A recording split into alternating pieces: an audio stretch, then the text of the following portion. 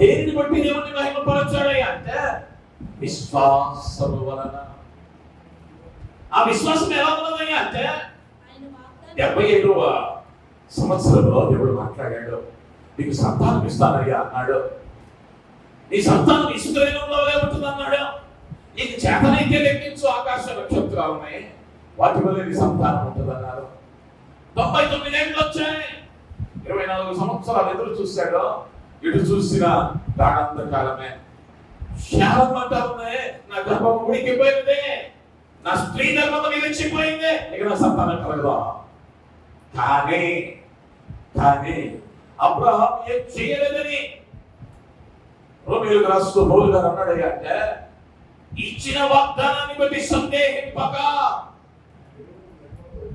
దేవుని మహిమపరిచే 24 ఏళ్ళ నుంచి ఎదురు చూస్తున్నాడు. ఇంకా దేవుని వల్ల కానీ ఏం చేస్తున్నాడు అంటే విశ్వాసమును బట్టి దేవుని మహిమపరుస్తూ ఉన్నాడు. దేవునికి మహిమ కలుగును గాక. హల్లెలూయా, హల్లెలూయా. ఒక్క రోజు లేట్ అయితే, ఒక్క వారం లేట్ అయితే మహిమపరిచే స్థితిలో ఉన్నామా లేదా ప్రశ్నించుకోవాల్సిన అవసరం ఉంటుంది.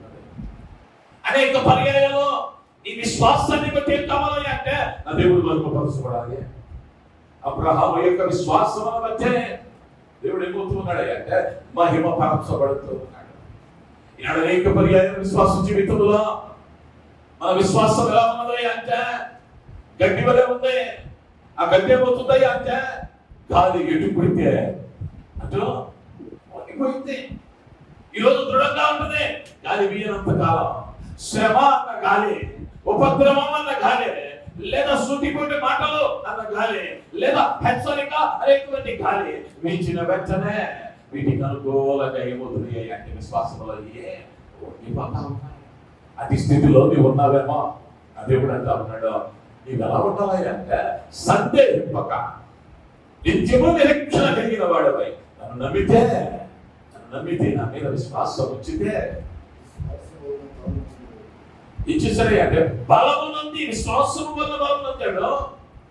ఆ సందేహము రాకుండానట్లు నిత్యము దేవుని మహిమపరుస్తూ ఉన్నాడు.